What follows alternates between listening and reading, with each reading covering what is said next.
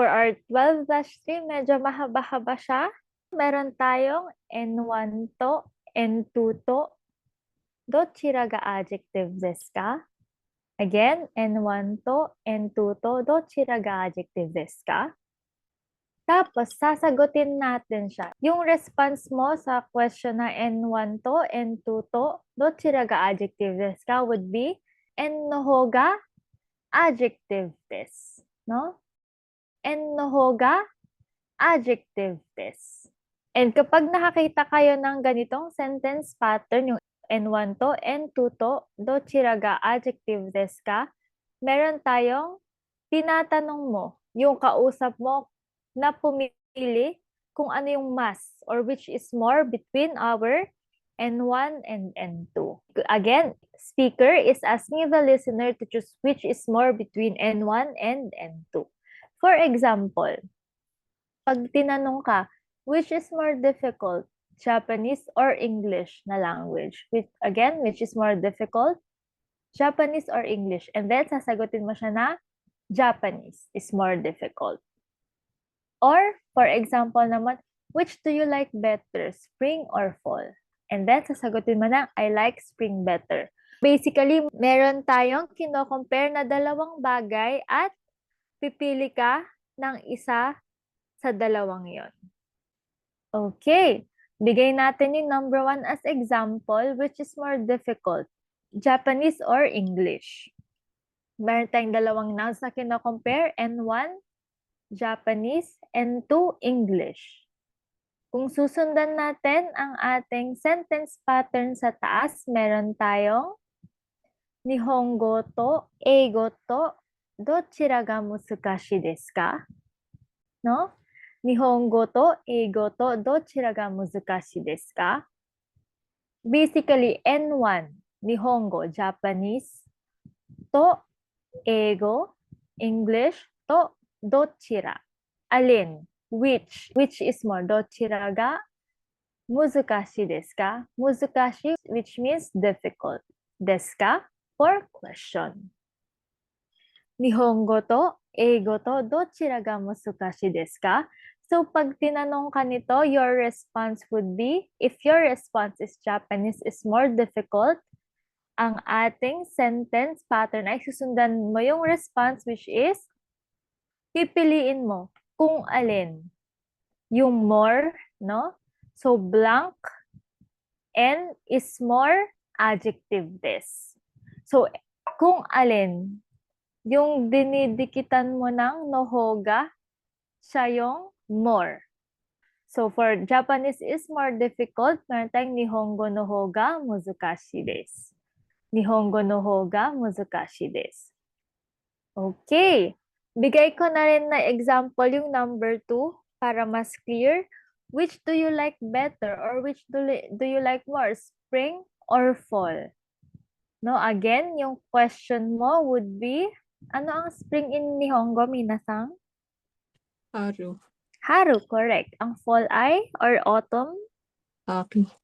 Aki, correct. So, kung i-translate natin to sa ating sentence pattern above, that would be, Haru to Aki to dochira ga suki desu ka?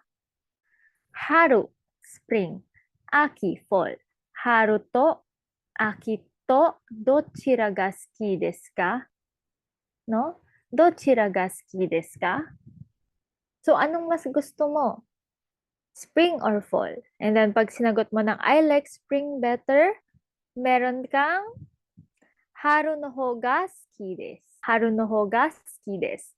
So, again, kung ano yung dinikitan mo ng nohoga, siya ang iyong more. Okay. Again, for sentence pattern 12-3, meron tayong N1 to, N2 to, dochira ga adjective desu ka? And then our response is N no hoga adjective desu. And emphasize ko lang, dochira ga means which is more, followed by adjective. And then may dalawa kang nouns na kino-compare, N1 and N2. Tapos tong N1 and N2 natin, is denoted by the particle to. And don't forget, dochira ga adjective desu ka? And kapag nakapili ka na, ang sentence mo ay en no ho ga adjective desu. Again, meron kang noun na napili mo. No ho ga adjective desu. Tandaan, ang particle natin ay no at ga. Okay? Any questions, Minasan?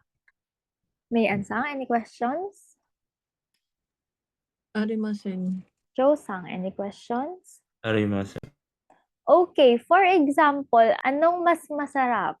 Mexican food or Filipino food? Try mo nga, Joe-san.